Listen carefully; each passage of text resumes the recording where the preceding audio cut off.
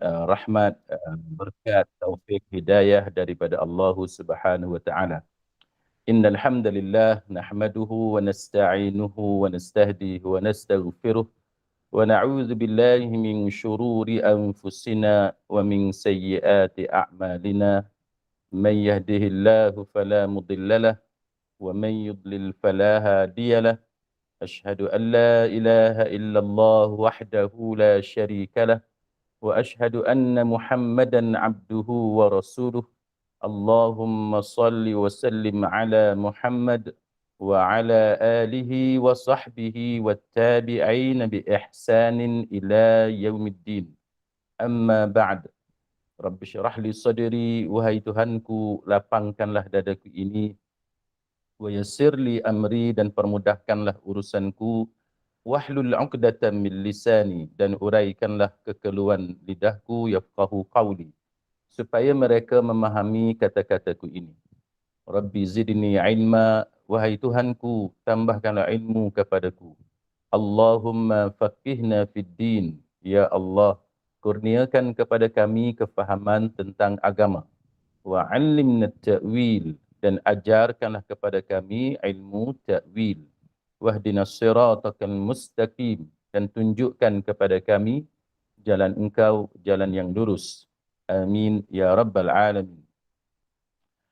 Pertama-tamanya syukur, alhamdulillah, segala pujian hanya milik Allah Subhanahu wa taala.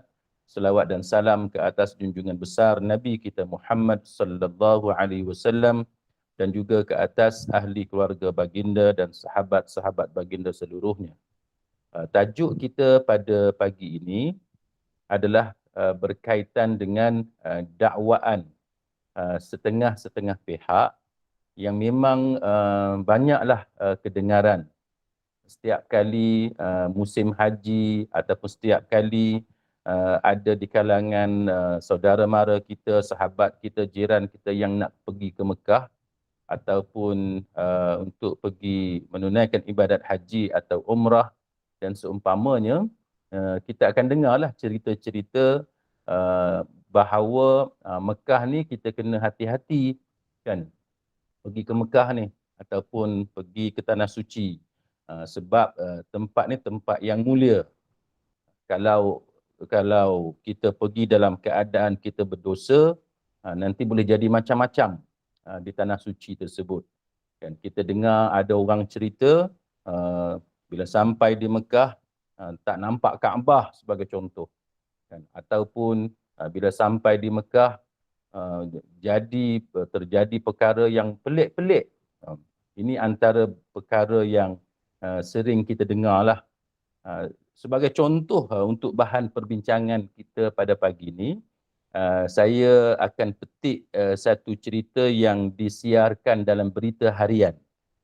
Dalam berita harian ni, tarikh ni agak lama, tahun 2015. Ini sebagai contohlah untuk kita bincangkan tajuk berkenaan betul ke ataupun adakah benar kalau kita ni berdosa, kita melakukan sesuatu kesalahan, bila sampai di Mekah kita akan dikenakan balasan oleh Allah Subhanahu wa taala, ataupun bila kita buat satu-satu perkara yang tidak elok di tanah suci, Allah taala balas cash. Itu istilah sekarang ni, Allah taala balas cash. Jadi ini antara perkara yang didakwa oleh setengah pihak, dan kita pada pagi ini kita nak lihat bagaimana para ulama respon terhadap perkara seperti ini. Apakah kefahaman ini betul ataupun salah? Kalau salah, kalau betul, dia di mana yang betulnya, di mana yang salahnya. Baik, dalam petikan berita harian ini, tarikhnya adalah 5 hari bulan Jun tahun 2015. Tajuknya adalah musibah akibat tidak jaga mulut. Jadi siapa yang pergi ke Mekah ditimpa musibah. Kenapa? Sebab tidak jaga mulut. Jadi ini contoh supaya kita dapat gambaran yang jelas berkenaan dengan tajuk kita pada pagi ini. Contohnya ada dalam berita ini disiarkan tentang kelebihan tanah suci Mekah dan sebagainya. Itu baguslah. Tetapi apa yang menariknya ialah apabila dalam petikan ini diceritakan tentang pengalaman beberapa orang yang sampai di Mekah yang dihidangkan kepada para pembaca untuk diambil sebagai pelajaran.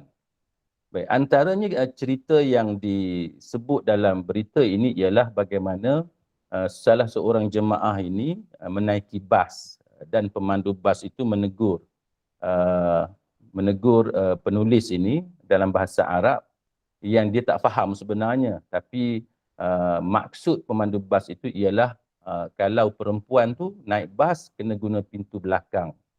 Kalau jemaah lelaki kena guna pintu depan. Jadi bas tu ada dua pintu.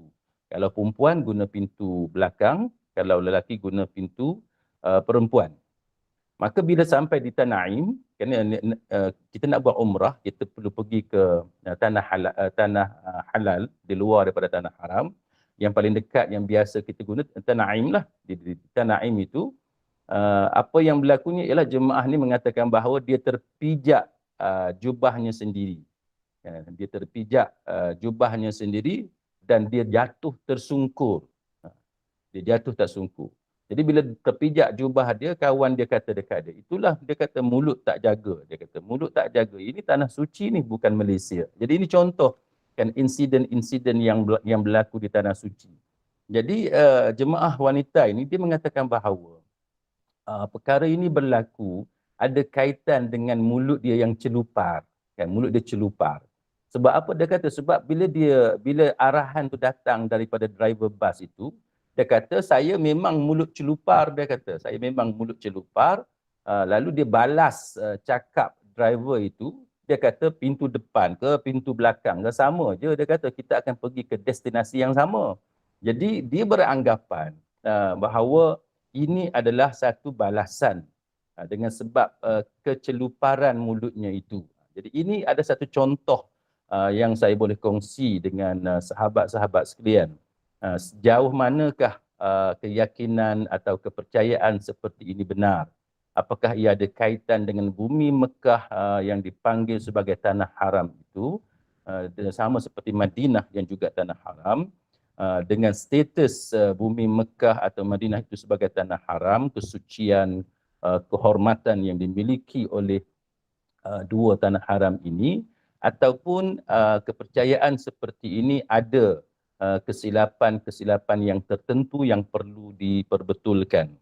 Jadi lalu bila berlaku macam ni, bila kawan dia kata itulah, dia kata mulut tak jaga tu, mulut tak pandai jaga, ini tanah suci tau, dia kata ini bukan Malaysia.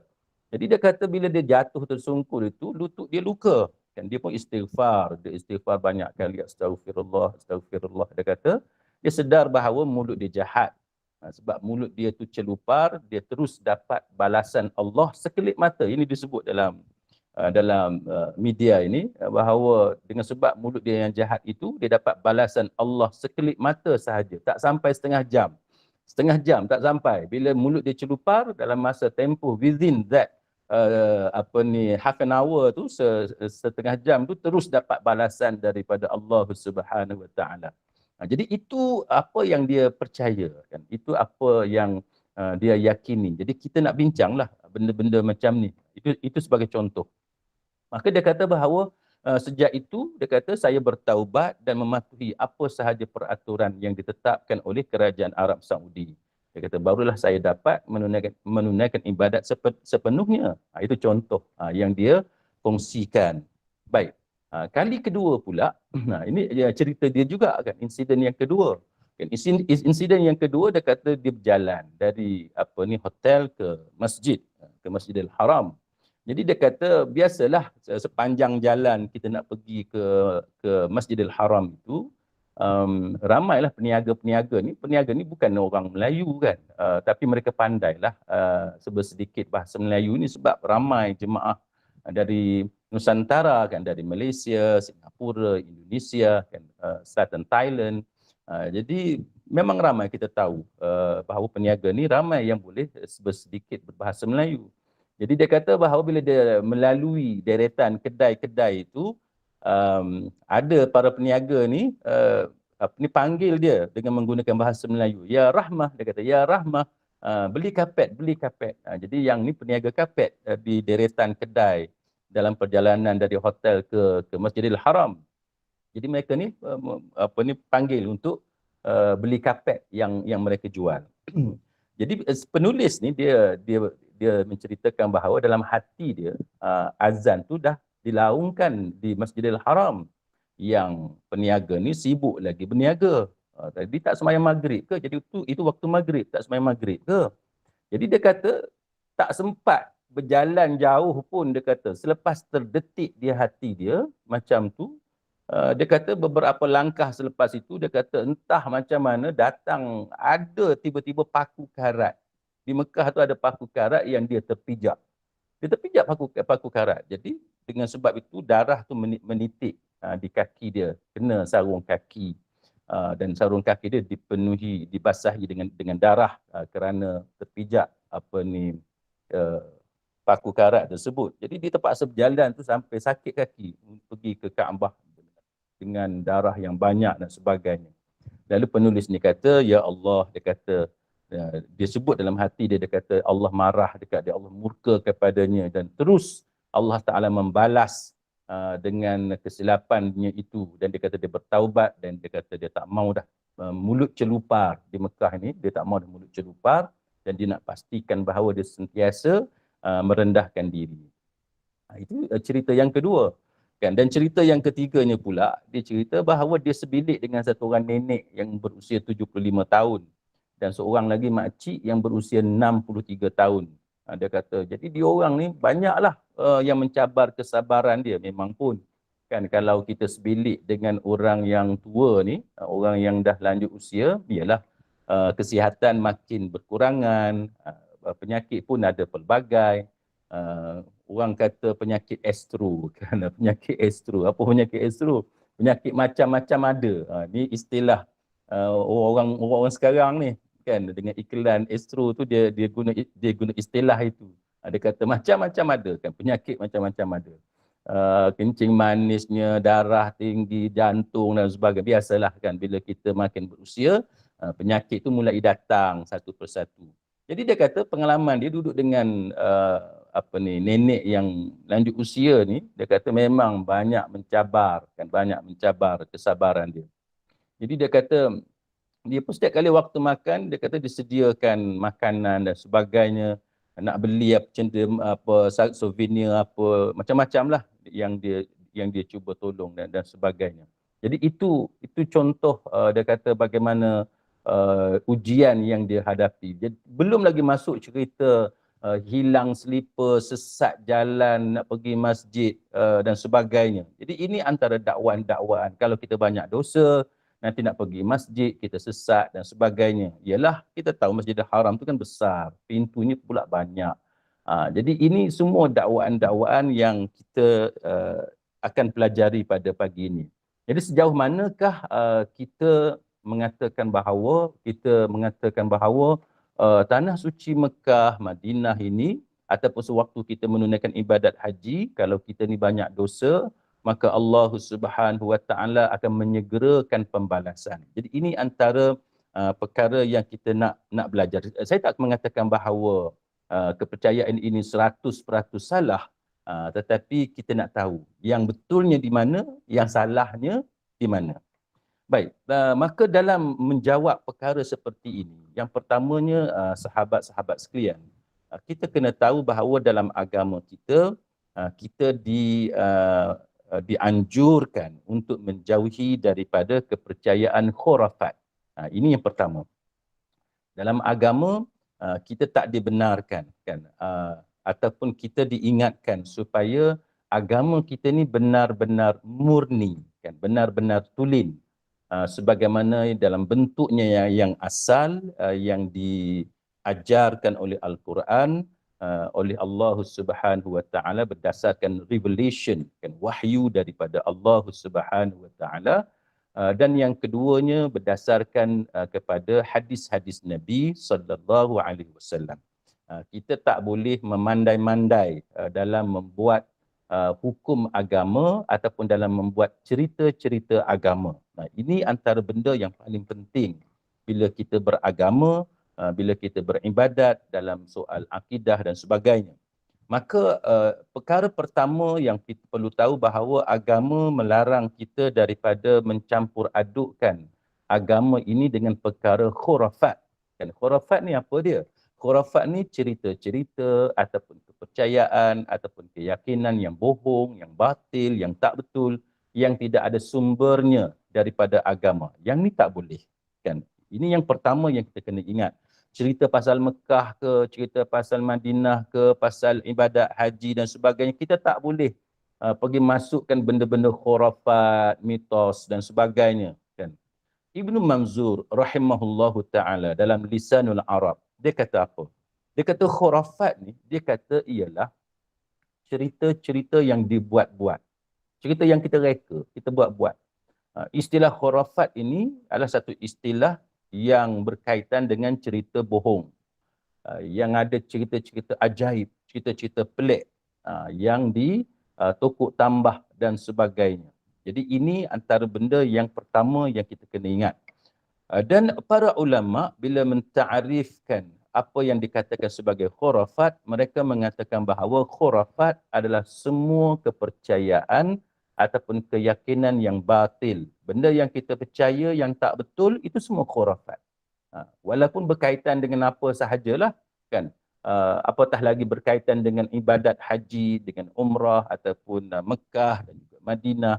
Jadi ini antara perkara yang kita kena berhati-hati. Apatah lagi kalau cerita-cerita macam ni menyebabkan orang yang nak bertaubat membatalkan hasrat untuk pergi ke Mekah. Kan kita biasa dengar cerita-cerita daripada dulu lagi. Saya ingat daripada zaman saya kecil lagi, saya dengar cerita pergi ke Mekah ni kalau orang berdosa nanti jadi benda pelik-pelik kepada dia. Jadi bila kita bawa cerita-cerita macam ni, kan, cuba bayangkan ada di kalangan kita yang baru nak bertaubat, ada di kalangan kita yang baru nak semayang, selama ni hidup atas dunia tak semayang pun puluhan tahun. Bila dah pencin, bila dah sakit ataupun bila ada masalah tertentu barulah nak kenal tikar semayang, baru nak kenal sejadah, nak kenal semayang. Lepas tu bila dah baru nak kenal semayang, teringin nak pergi bertaubat di Mekah, kan, nak buat umrah, nak semayang depan Kaabah. Tiba-tiba kita bawa cerita yang menakutkan mereka. Kalau pergi ke Mekah, kalau bawa dosa yang banyak ni nanti Allah Ta'ala balas. Jadi banyaklah kita dengar cerita ada orang kata dia tak bersedia, dia takut dan sebagainya, takut jadi apa-apa di Mekah. Jadi ini bahaya. Kan bahaya kita bawa cerita-cerita macam ni. Sepatutnya kita bagi galakkan kepada rakan-rakan kita, kawan-kawan kita yang baru nak bertaubat, yang baru nak memperbetulkan cara hidup dia, baru nak mendekatkan diri kepada Allah. Walaupun dia banyak dosa, dia selama ni dia berpoya-poya, dia lupa Tuhan dan sebagainya. Tapi bila satu hari dia cerita kepada kita yang dia nak pergi ke Mekah, kita sepatutnya bagi galakkan. Jangan cerita benda-benda yang menakutkan. Jangan cerita bahawa mungkin jadi macam tu, mungkin jadi macam ni, jadi benda pelik-pelik. Jangan. Kita jangan cerita benda-benda yang akan menyebabkan dia membatalkan atau menangguhkan hasrat untuk pergi ke Mekah. Kita jangan buat benda-benda macam tu. Baik, maka kita kena perbetulkanlah apa yang kita faham tentang Mekah dan Madinah ini. Baik, contohnya ialah bila kita sebut Mekah, antara istilah yang biasa kita sebut, kita kata Haramain. Kan? Haramain ni apa? Dua tanah haram. Kenapa dua tanah haram? Sebab satunya Mekah, yang keduanya Madinah. Jadi bila kita sebut dua tanah haram, apa makna tanah haram itu? Kan? Dalam hadis, contohnya hadis Abdullah bin Abbas radhiyallahu anhuma, bahawa Nabi sallallahu alaihi wasallam bersabda, Inna hadzal balada harramahu Allah yawma khalaqas samawati wal ard fahuwa haramun bihurmatillah ila yaumil qiyamah. Hadis ni hadis muttafaqun alaih. Maksudnya sesungguhnya negeri ini, yakni negeri Mekah, telah Allah Ta'ala jadikan sebagai tanah haram sejak ia diciptakan lagi. Sejak diciptakan apa? Sejak diciptakan langit dan bumi. Jadi Mekah ni Allah Ta'ala dah jadikan dia sebagai tanah haram. Salah satu daripada haramain. Bila? Sejak penciptaan langit dan bumi. Maka Nabi kata dia akan terus menjadi tanah haram dengan kehormatan yang Allah Ta'ala berikan ila yaumil qiyamah. Sampai hari kiamat. Kan? Jadi makna tanah haram ni apa? Makna tanah haram ialah tanah yang dihormati. Tanah yang dihormati. Jadi kita wajib menghormati tanah haram Mekah dan juga Madinah. Maka dalam isu ini Al-Imam An-Nawawi rahimahullahu taala dia kata wa huwa ma ahata biha min jawanibiha. Dia kata tanah haram ni adalah satu kawasan yang ada di sekeliling Masjidil Haram. Maknanya Masjidil Haram tu kan masjid, ada Kaabah tu, ada bangunan masjid. Lepas tu tanah-tanah di sekitar, tanah-tanah di sekeliling Masjidil Haram itu adalah tanah haram. Jadi tanah haram ialah kawasan yang ada yang mengelilingi Masjidil Haram yang mana Allah Ta'ala samakan hukumnya dengan apa yang berlaku di Masjidil Haram. Apa sahaja hukum pasal Masjidil Haram, hukum yang sama berlaku kepada tanah-tanah di sekitar Masjidil Haram, termasuk hotel yang kita duduk, kan, termasuk kedai di tempat yang kita duduk tawaf, kan, bukan tawaf umrah, bukan tawaf haji tu, itu tawaf, orang kata tawaf kedai, kan, tawaf kedai, duduk tawaf je kedai-kedai, nak shopping, beli barang dan sebagainya. Salah ke kita nak tawaf kedai tu? Tak salah lah. Kan itu memang keperluan kita sebagai manusia. Tapi jangan sampai tersilap keutamaan. Sampai tawaf kedai itu lebih banyak daripada tawaf sunat, tawaf ibadat. Jadi make sure kan kita imbangkan keperluan, keseronokan kita, kita nak enjoy. Kita sebagai manusia, kita ada sifat-sifat manusia atas dunia ni, kita seronok dengan benda-benda nikmat rezeki yang ada atas dunia. Jadi kita ada duit lebih, kita nak shopping, silakan. Tapi jangan sampai tawaf kedai itu yang lebih banyak ataupun lebih dihabiskan banyak masa berbanding dengan tawaf ibadat kepada Allah. Jadi pastikan itu diberikan keutamaan yang lebih kepada ibadat. Maka Al-Imam An-Nawawi rahimahullahu ta'ala dia kata hukum walaupun di luar Masjidil Haram, maka hukum dia sama selagi mana dia berada dalam tanah haram. Dalam bentuk penghormatan dia, kita kena hormat tanah haram ini. Kenapa? Sebab kita memuliakan Masjidil Haram. Walaupun kita ada di hotel, kan, kita ada di kedai, tapi selagi kita berada di tanah haram, kita kena beradab, kena ada etika. Jadi kalau orang kata di Mekah ni tidak ada adab, tak juga. Kena ada adab. Kena ada adab. Kita kena tunjuk kita menghormati Masjidil Haram. Ustaz, saya duduk di hotel, saya bukan duduk di masjid. Ya, duduk di hotel. Tapi hotel itu berada di atas tanah haram. Kedai, restoran, tempat kita makan, kita bersembang dan sebagainya, itu berada di atas tanah haram. Maka kita kena menunaikan kan adab-adab yang telah ditetapkan apabila kita berada di tanah haram, sebagaimana adab-adab yang perlu kita patuhi ketika kita berada dalam Masjidil Haram. Ini apa yang disebut oleh Al-Imam An-Nawawi rahimahullahu ta'ala. Sebab tu kita minta maaflah sahabat-sahabat sekalian kalau saya menyentuh isu ini. Kan, kalau jemaah Melayu kita ni, khususnya bila kita sebut Melayu ni, yang biasanya di Malaysia ataupun mungkin daripada negara-negara sahabat kita di Indonesia, Singapura, Selatan Thailand dan seumpamanya. Tapi khususnya yang kita tahu berkenaan dengan jemaah haji ataupun umrah Malaysia. Kalau di hotel tu, duduk ramai-ramai, koridor hotel tempat orang lalu lalang itulah jadi pot. Kan, jadi pot untuk mereka berhalaqah. Dia ada halaqah, circle dia. Circle apa? Circle untuk isap okok. Kan? Dia buat bulatan, halaqah, dia ada circle dia. Kat tengah-tengah tu adalah tin apa bekas untuk letak apa ni, abu rokok, bersembang di situ. Ini contoh. Kita kena tanya diri kita lah, sama ada bila kita buat macam tu, kita bersembang kosong, kita melakukan perkara yang memudaratkan kesihatan kita, apakah itu sesuai kan untuk kita lakukan. Sebenarnya merokok ni bukan sahaja di Mekah, tapi di Malaysia pun tak sesuai kan. La darara wa la dirar kan. Kita tak boleh buat benda yang memudaratkan diri kita dan memudaratkan orang lain. Dan juga ayat wala tulqu biaidikum ila tahlukah, jangan kamu campakkan diri kamu dalam kebinasaan, jangan kita rosakkan diri kita rosakkan paru-paru kita, sistem pernafasan kita dan sebagainya. Tanyalah mana-mana doktor kan, pakar perubatan, semua sepakat mengatakan bahawa rokok itu memudaratkan kesihatan. Pada kotak rokok tu ada macam-macam gambar yang mengerikan, tetapi tidak cukup untuk mengerikan penghisap rokok yang tegar ni, yang tak mau tinggalkan rokok.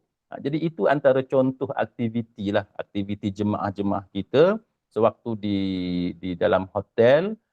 Kalau jemaah perempuan ni, saya pernah tengok ada yang tak pakai tudung pun kan. Dia kata dia dalam bilik, dalam hotel kan, tapi jemaah lelaki pun ada lalu lalang di koridor dan sebagainya. Jadi ini antara perkara yang kita kena tahu bahawa di tanah haram ada bentuk penghormatannya, kemuliaannya yang perlu kita penuhi dalam memuliakan Masjidil Haram, dalam kita menghormatinya. Cuma kita nak perbetulkan kefahaman dan kepercayaan tentang sejauh mana kemuliaan yang ada pada bumi Mekah itu, apakah benar sehingga berikan balasan secara cash sebagaimana yang didakwa oleh sebahagian di kalangan kita. Baik. Maka daripada itu, daripada apa yang disebut oleh Al-Imam An-Nawawi rahimahullahu ta'ala, maka kita faham bahawa tanah haram ni memang kita kena hormat. Kenapa? Kerana ada Masjidil Haram, kerana ada Masjid Nabawi. Jadi ada hukum-hukum khusus yang tidak berlaku kepada tanah halal, seperti kita di Nusantara ni, di negara kita dan sebagainya. Tetapi untuk kita kata bahawa tanah haram ni, siapa yang buat maksiat akan terus dikenakan balasan, ini adalah satu kepercayaan yang kita tak boleh sewenang-wenangnya sebarkan.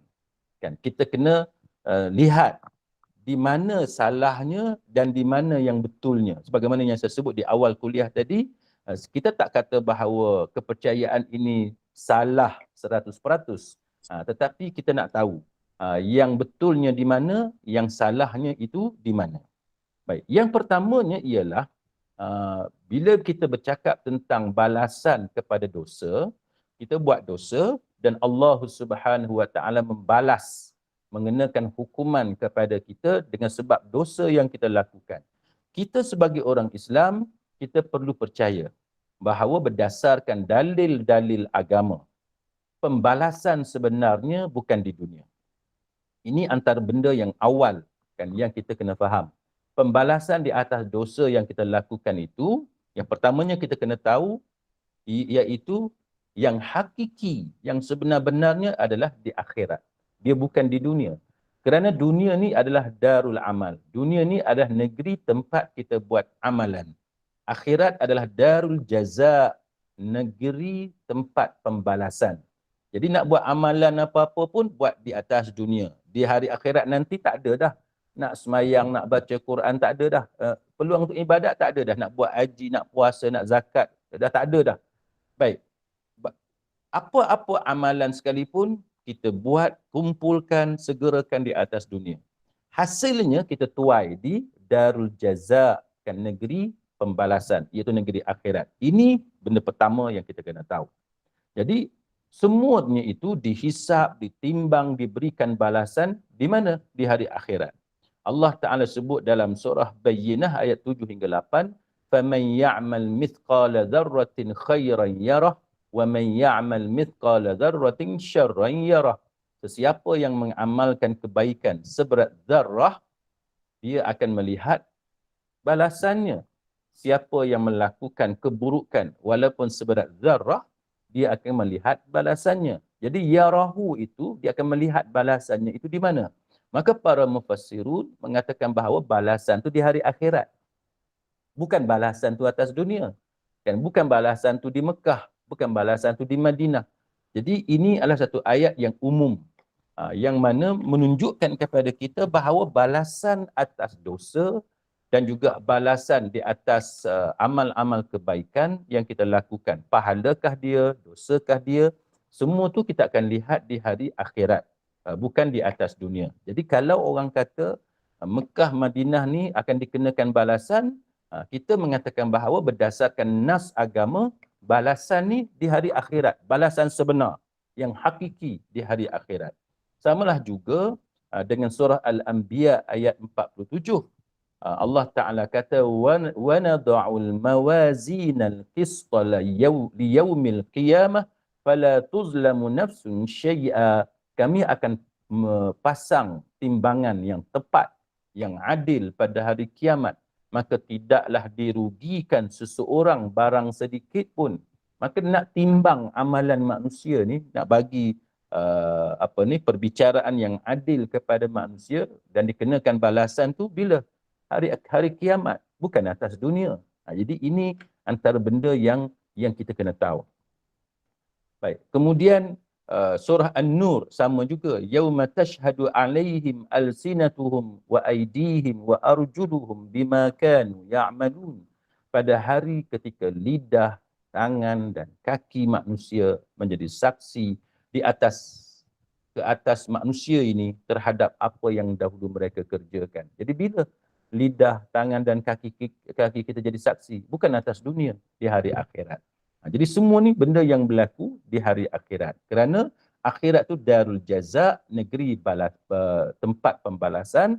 Dunia ni pula bukannya negeri pembalasan. Dunia ni adalah darul amal, negeri untuk kita buat amalan. Baik, itu yang pertama. Yang keduanya ialah akan ada soalan. Habis tu macam mana dengan macam-macam azab yang berlaku kepada kaum-kaum yang terdahulu, kan? Kita tahu cerita yang berlaku kepada kaum Thamud sebagai contoh, kan? Kepada umat Nabi Shu'aib. Kita tahu cerita yang berlaku kepada kaum Ad. Kita tahu musibah bala bencana yang berlaku kepada Fir'aun. Macam-macam benda yang berlaku pada umat yang terdahulu. Selain daripada itu, kita juga tahu musibah pada zaman moden ni berlaku macam-macam. Kita masih ingat contohnya tahun berlakunya tsunami, kan, yang memakan korban setakat yang direkodkan 200,000 lebih, yang berlaku di negeri-negeri yang terkesan, affected dengan sebab tsunami tadi. Acehnya, Indonesia, kan, Sri Lanka dan sebagainya, termasuk negara kita pun ada kena tempias tsunami tersebut. Jadi musibah dia bukan berlaku zaman dahulu sahaja, berlaku juga pada zaman sekarang ni, berlaku di Italy, kan, gunung berapi di Indonesia dan sebagainya, macam-macam yang kita lihat musibah di atas dunia. Dan kita percaya bahawa berdasarkan nas agama, musibah atas dunia ni kerana dosa dan maksiat yang kita lakukan. Jadi ini yang kita nak kena faham. Jadi apakah dengan sebab musibah di atas dunia ini, itu menunjukkan Allah Ta'ala membalas dosa yang kita lakukan. Baik. Maka bila kita lihat nas-nas agama, memang kita akan jumpa bagaimana Allah Subhanahu Wa Ta'ala menceritakan bahawa Allah membalas dosa yang kita lakukan di dunia, dan Allah Ta'ala balas. Ada juga, bukan kata tunggu hari akhirat, tapi ada juga dosa yang kita lakukan dan Allah Ta'ala balas kepada kita. Dosa yang kita lakukan itu Allah Ta'ala balas dengan cara ditimpakan bencana, musibah di atas dunia dalam bentuk yang pelbagai. Variasilah.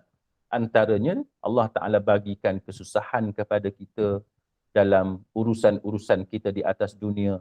Allah Ta'ala timpakan ujian seperti kita bankrupt, muflis, ataupun semakin sedikit harta kita, rumah kena lelong, kereta kena tarik dan sebagainya, ataupun musibah dalam bentuk penyakit.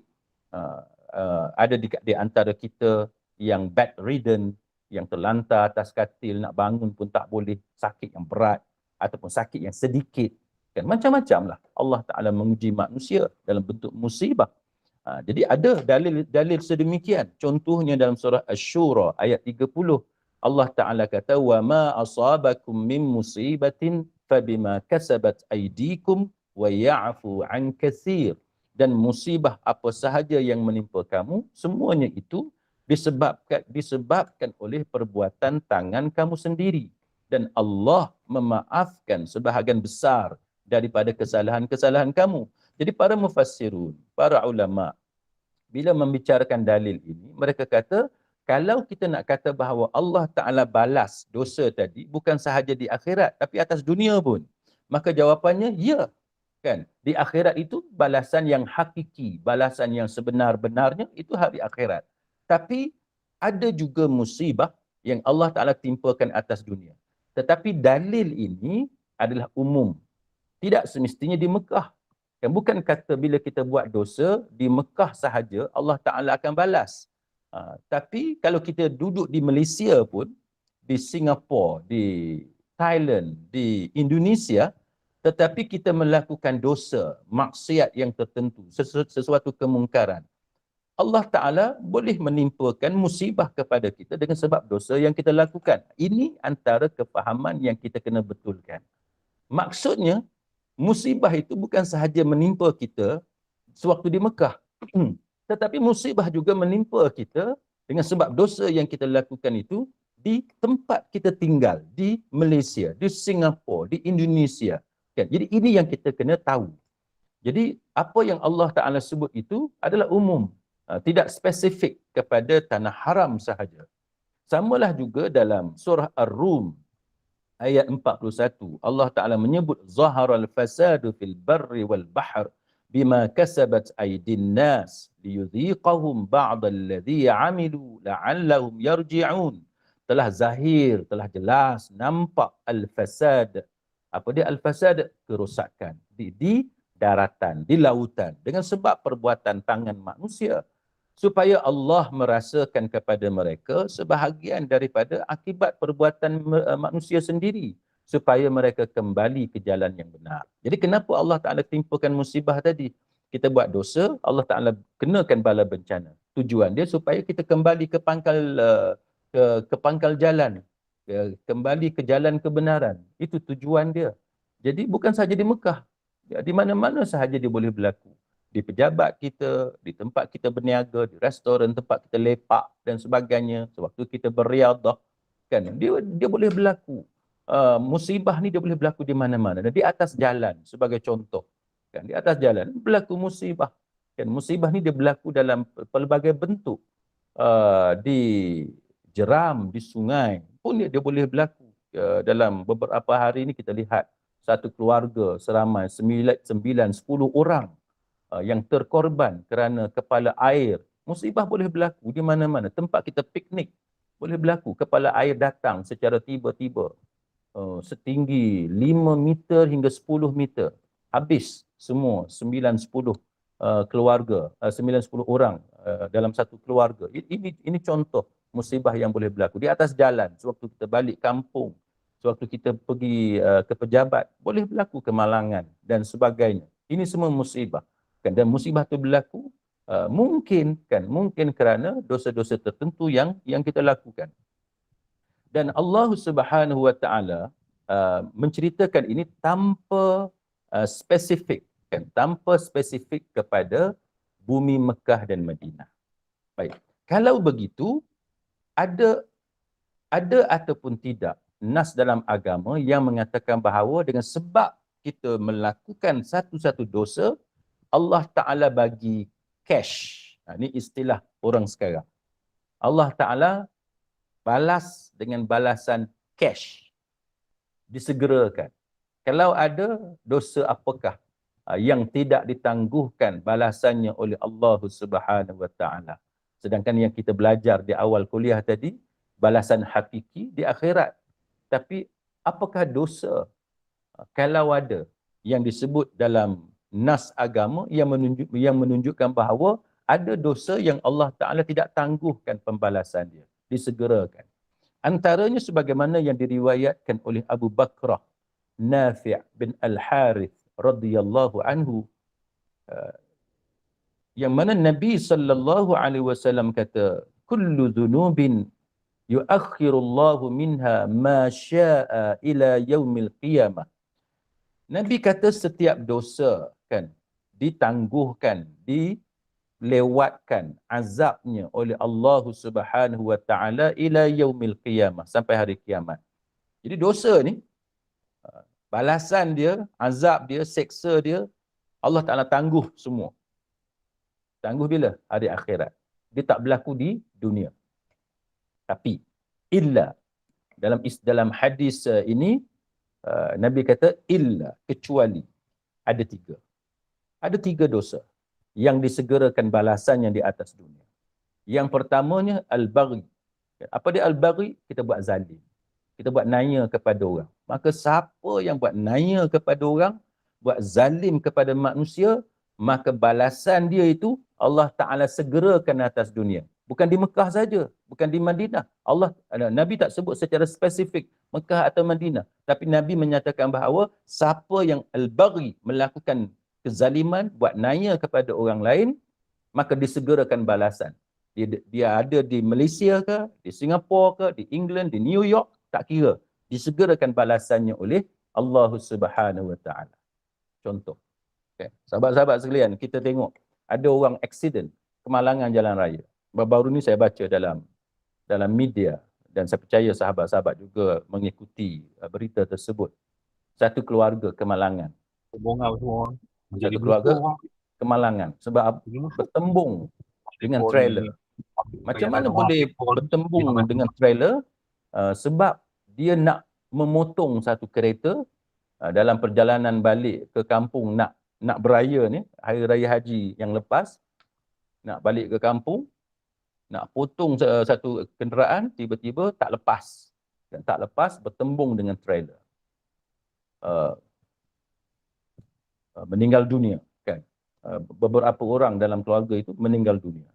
Baik. Saya nak tanya sahabat-sahabat sekalian, sepanjang pengetahuan kita, bila memotong kenderaan tak lepas ni, apa antara puncanya? Kenapa ada satu kereta nak potong kenderaan yang lain tetapi tak lepas? Baik, dia ada banyak, dia ada beberapa punca. Tapi salah satu punca yang saya nak sebut, yang kita boleh kaitkan dengan apa yang kita panggil sebagai kezaliman, penganiayaan kepada manusia yang lain, ialah sikap setengah-setengah pemandu. Drivers ni, pemandu kenderaan ni, dia ada satu sikap yang tak baik. Bukan semua, tapi sebahagian di kalangan kita. Bila ada orang hendak memotong kenderaan kita, ada di kalangan kita ni, hati tu tak bagus, kan? Hati tu jahat. Bila ada orang nak potong, dia lagi tekan minyak supaya yang nak potong tadi tak dapat lepas. Ini perangai yang sangat jahat sebab mendedahkan risiko kemalangan kepada kereta yang hendak memotong tadi. Lagi kawan tu nak potong, lagi dia tekan minyak, menyebabkan berlaku kemalangan, bertembung dengan kenderaan yang datang dari arah bertentangan.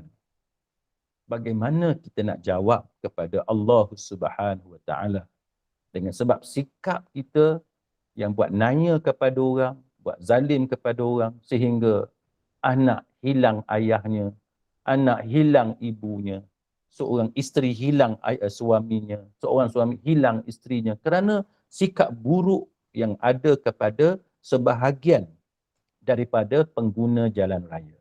Jadi ini contoh dosa yang dipanggil sebagai menzalimi orang lain ataupun menganiayai orang lain yang Allah Ta'ala segerakan pembalasannya di atas dunia. Bukan di Mekah sahaja. Tidak ada disebut secara spesifik di Mekah ataupun di tanah haram. Tapi di mana sahaja kita berada. Kita bekerja di Paris sekalipun. Kita bekerja di New York. Kan? Kita bekerja di Singapura, di Bangkok. Dan di mana sahaja. Walaupun bumi itu bukan bumi orang Islam, bumi itu bukan tempat yang terkenal dengan ibadat seperti tanah haram, ianya juga akan disegerakan azabnya oleh Allah Subhanahu Wa Taala. Itu yang pertama. Jadi make sure kita menjauhi dosa dalam bentuk menzalimi orang lain. kita curi harta orang, kan, kita ambil tanah orang secara zalim, kita pukul orang dan sebagainya. Itu semua benda-benda yang melibatkan kezaliman sesama manusia, yang mana hadis ini Nabi sebut antara contoh dosa yang disegerakan azabnya di atas dunia oleh Allah Subhanahu Wa Taala. Yang keduanya adalah Nabi sebut apa dia dosa yang disegerakan, iaitu wa uquq. Uquq ni ialah derhaka kepada ibu bapa, kan? Sesiapa yang melakukan penderhakaan kepada ibu bapa, maka itu termasuk dosa yang disegerakan azabnya di atas dunia oleh Allah Subhanahu Wa Taala. Sebab tu sahabat-sahabat sekalian, kalau kita mengalami kesusahan atas dunia ini, ada bala bencana yang berlaku kepada kita, kita kena buat muhasabah, kan? Kita kena buat muhasabah. Kenapa perniagaan kita jatuh merudum? Kenapa kita dibuang kerja? Kenapa kita ditimpa penyakit itu, ini dan sebagainya? Kenapa kita mengalami penderitaan ini? Antara soalan yang kita perlu tanya diri kita ialah, apakah dosa yang pernah aku lakukan yang aku belum bertaubat kepada Allah Subhanahu Wa Taala? Kita kena cari, kan? Kita kena selongkar balik apa dosa-dosa kita yang belum kita bertaubat kepada Allah Taala. Once kita dah jumpa dosa apa yang pernah kita lakukan yang kita belum bertaubat dengan sungguh-sungguh kepada Allah Taala, maka hendaklah kita bertaubat kepada Allah Taala. Itu contoh. Jadi yang kedua ni ialah orang yang derhaka kepada ibu atau ayah dia.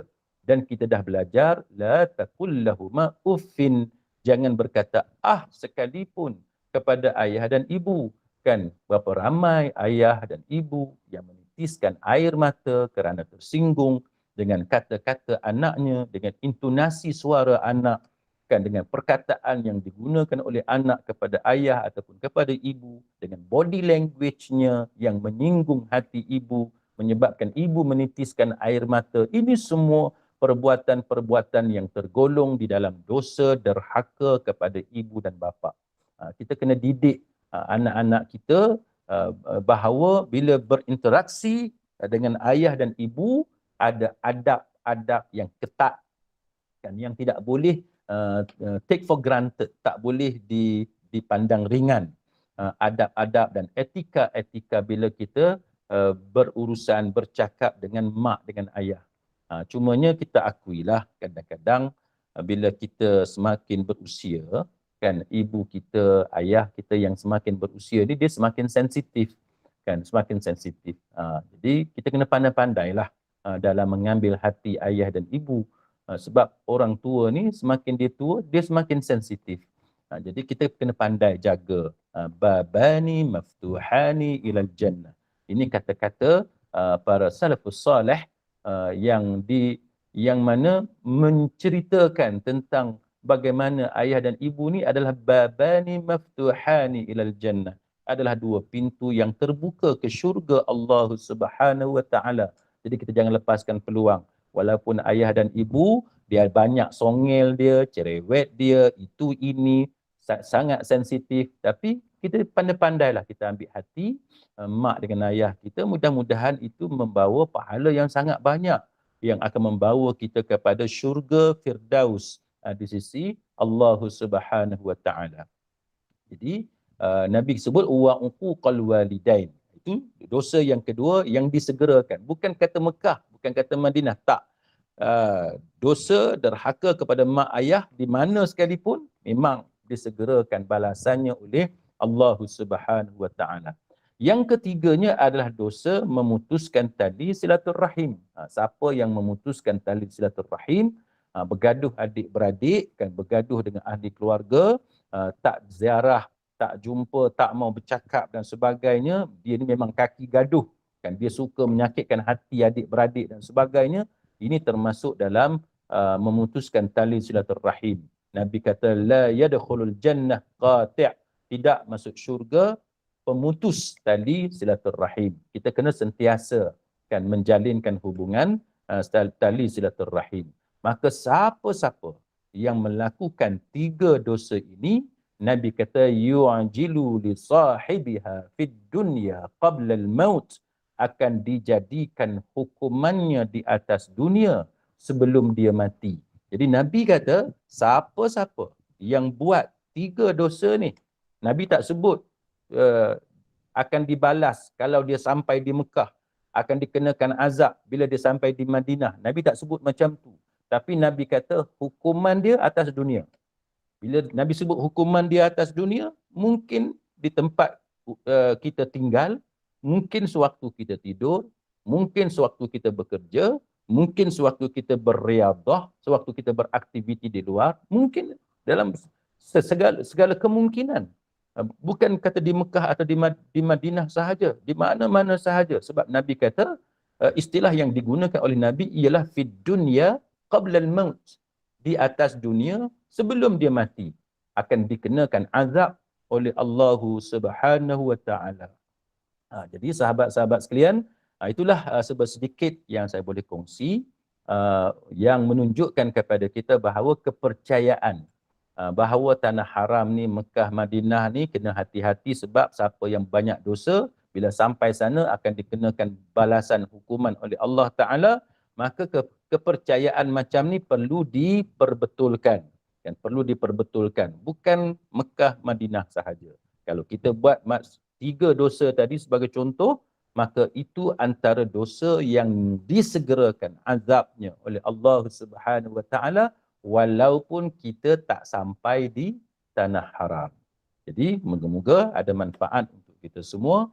Saya kembalikan kepada Puan Zainun selaku moderator pada pagi ini. Jikalau ada soalan-soalan daripada sahabat-sahabat sekalian. Sekian, terima kasih. Wallahu a'lam. Okey, baik. Jika ada sebarang persoalan musykilan, bolehlah kemukakan kepada Al-Fadhil Ustaz Doktor. Silakan pada jemaah.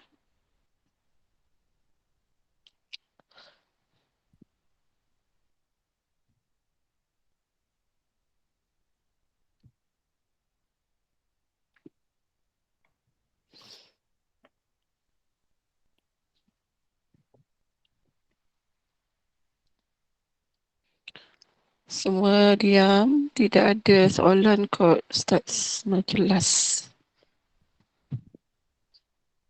Kalau tidak ada boleh saya buat kesimpulan dalam 1 minit, 2 minit. Okey, silakan Ustaz. Boleh. Baik. Oleh kerana tidak ada soalan, maka saya nak ambil masa 1 minit untuk kita buat kesimpulan.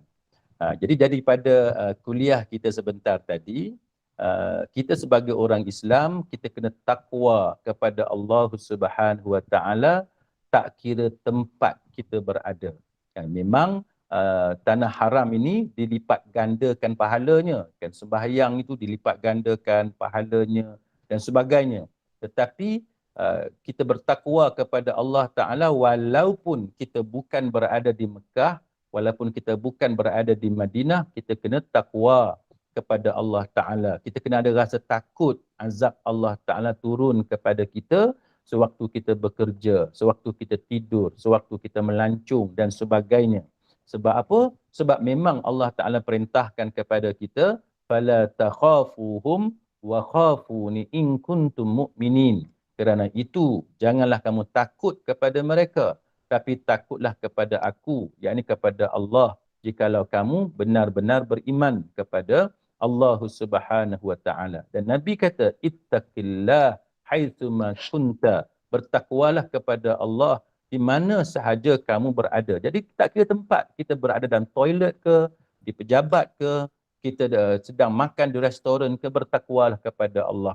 Jangan duk menggatal. Ada orang lelaki ni kadang-kadang naik kapal terbang, ambil gambar dengan pramugari dan sebagainya. Ini antara benda yang kita kena elakkan.